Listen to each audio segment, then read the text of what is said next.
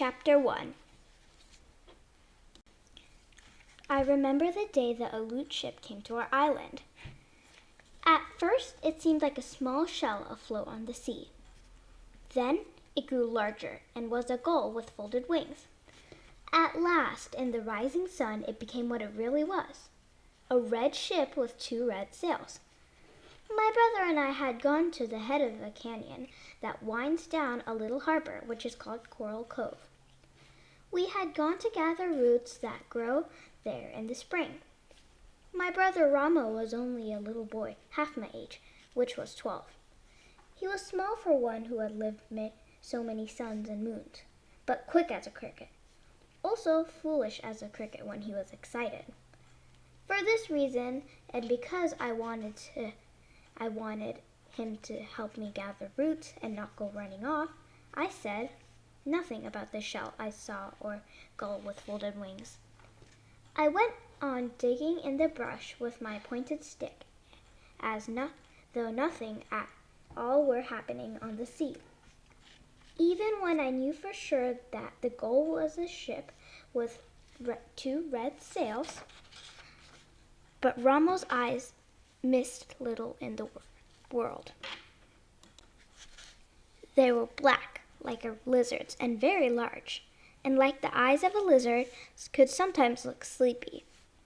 This was the time when they saw the most. This was the way they looked now. They were half closed, like those of a lizard lying on a rock, about to flick out his tongue to catch a fly. The sea is smooth, Ramo said. It is a flat stone without any scratches. My brother liked to pretend that one thing was another. The sea is not a stone without scratches, I said. It is water and no waves. To me it is a blue stone, he said, and far away on the edge of it is a small cloud which sits on the stone. Clouds do not sit on stones, on blue ones or black ones, or any kind of stones. This one does. Not on the sea, I said. Dolphins sit there, and gulls, and cormorants, and otters, and whales too, but not clouds. It is a whale, maybe. Ramo was standing on one foot, then the other, watching the ship coming, which he did not know was a ship, because he had never seen one. I had never seen one either, but I knew how they looked because I had been told. While you gaze at the sea, I said, I dig roots, and it is I who will eat them. You will not. Ramo began to punch the earth with his stick, but as the ship came closer, its sails showing red through the morning mist, he kept watching it, acting all the time as if he were not. Have you ever seen a red whale? He asked. Yes, I said, though I never had. Those I've seen are gray. You are very young and have not seen everything that swims in the world. Ramo picked up a root that was about to drop into the basket. Suddenly, his mouth opened wide and then closed again. A canoe, he cried. A great one, bigger than all of our canoes together, and red. A canoe or a ship, it did not matter to Ramo. In the very next breath, he tossed the root in the air and was gone, crashing through the brush, shouting as he went. I kept gathering on roots, but my hands trembled as I dug in the earth, for I was more excited than my brother.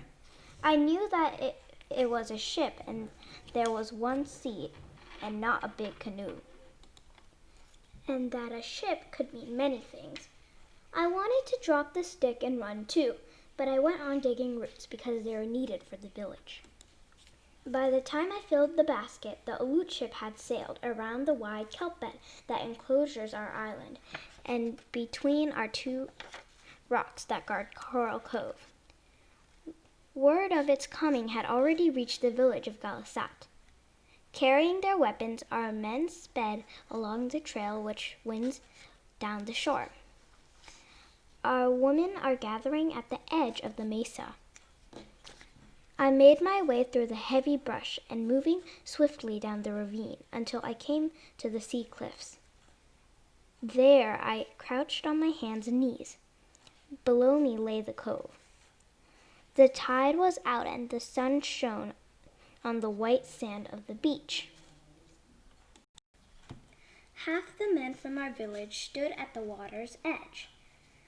The rest were concealed among the rocks at the foot of the trail, ready to attack the intruders should they prove unfriendly. As I crouched there in the toyon bushes, trying not to fall over the cliff, trying to keep myself hidden, and yet to see and hear what went on below me, a boat left the ship. 6 men with long oars were rowing. Their faces were broad and shining. Dark hair fell over their eyes. When they came closer, I saw that they had bone ornaments thrust through their noses. Behind them in the boat stood a tall man with a yellow beard. I had never seen a Russian before, but my father had told me about them, and I wondered, seeing the way he stood with his feet set apart and his fists on his hip, and looked at the little harbor as thought it already belonged to him, if he were one of those men from the north whom our people feared. It was certain of it when the boat slid into the shore and he jumped out, shouting as he did so. His voice echoed against the rock walls of the cove. The words were strange, unlike any I have ever heard. Slowly then he spoke in our tongue. "I come in peace and wish to parley," he said to the men on the shore. None of them had answered, but my father, who was one of those hidden among the rocks, came forward down the sloping beach.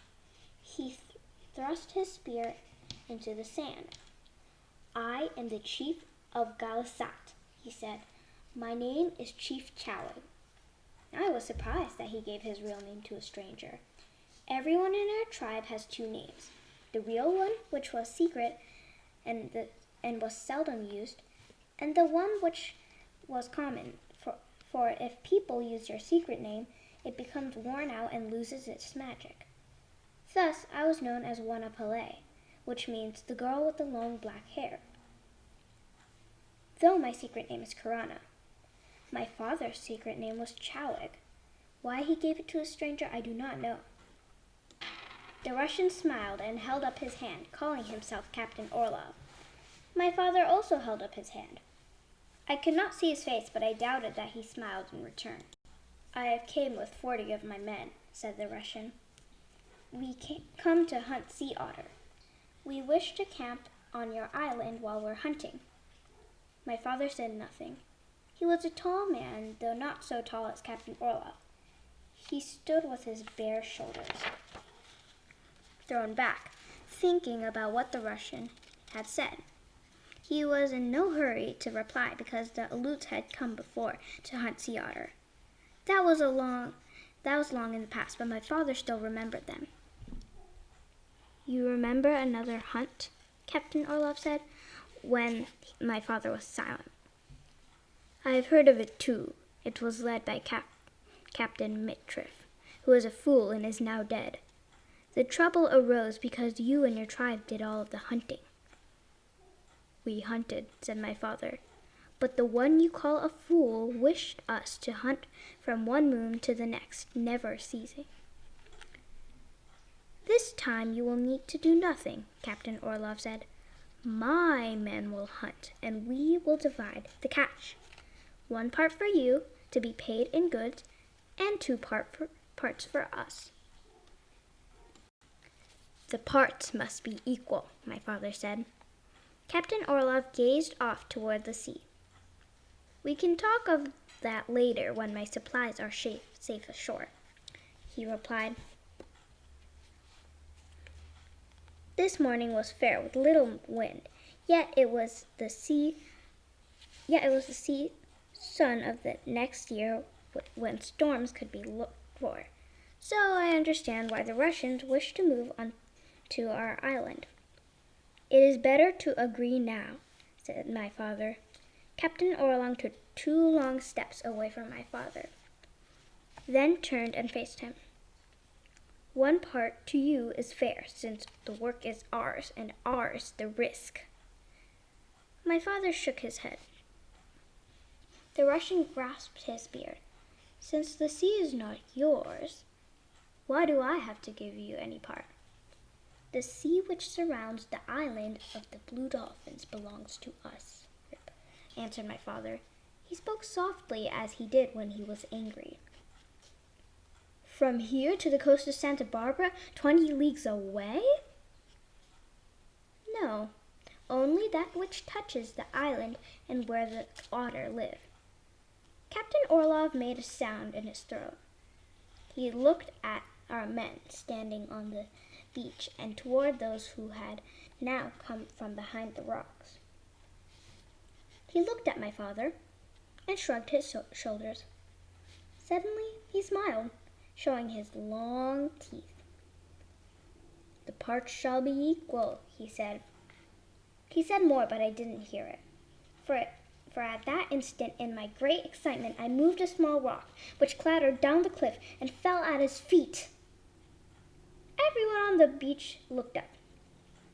Silently, I left the toy on bushes and ran without stopping until I reached the mesa.